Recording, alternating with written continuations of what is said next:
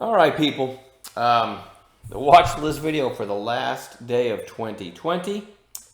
What a year it's been. What a year it's been. Trading, I guess I shouldn't say this, right? Because 2020 was such a cluster, you know. But trading-wise, it's been an amazing year. Chat room, we've never been gelling better. The teamwork's amazing. One day left. I had such a good day today, I almost decided to take tomorrow off, but I got a couple good setups, so I can't. I got a couple setups that might give me a really nice trade, so I will be trading tomorrow. Let's see, for those of you that didn't make it in, by the way, let's start with the SPY daily. Look at that. Remember I was talking about this little splotch, saying that's a daily candle? I don't know if I've ever seen one smaller. Well, you kind of have one back here, and then today is pretty close to that as well. This is pretty typical of the holiday week sandwiched between Christmas and New Year's, right? You get two holidays and then a few trading days in between, and typically the volume's really low and the market isn't, and barring some catastrophe or some amazing news or whatever, the market isn't going to make a big move. Certain individual stocks will, and that's what we're all about anyway, looking for the stocks that are in play, but the overall market most generally isn't going to make any kind of a move this holiday week. So for those of you that weren't in chat, I wonder where I typed that. Riot was one of the calls I made this morning through 17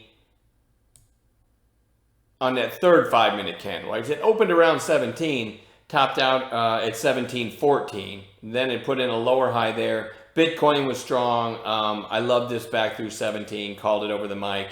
And we got a pretty nice move. We got a move to what, 1772 before it rolled over, and then ended up going even higher. But that was one of the calls.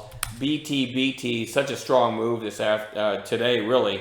And I think it's even higher in after hours. I don't have after hours in front of me right now, but I called BT right here, right there. I love those entries. Second mouse through 1450 with the high of day just above, and it went all the way up over 16.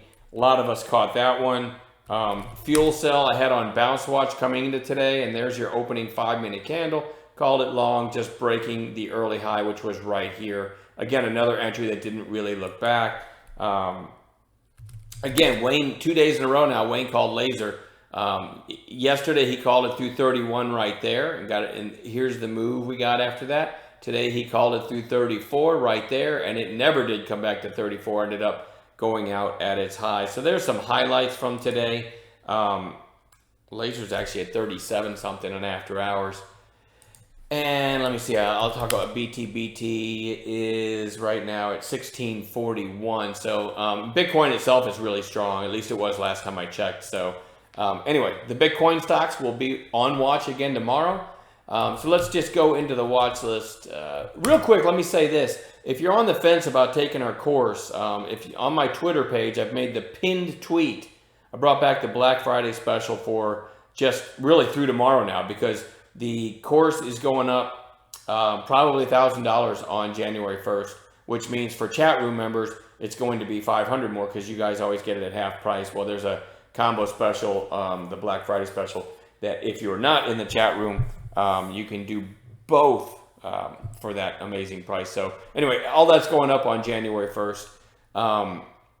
It's been a great year. It's been a great year. So anyway, what are we watching for tomorrow? Again, I thought about not trading, but a couple of these setups I really like. This isn't really one of them. This is NETE, which is a tricky trader, but it had almost 50 million shares today, topped out at 19, a little over 19, but closed all the way down here at 1630. So I'm going to keep an eye on it. They did have a headline about an order for electric trucks or something. So I am going to keep an eye on it, but I thought it would close stronger than it did. BT is very extended, but it's one of the Bitcoin related stocks. And so it's as extended as it is, we'll keep one eye on Bitcoin.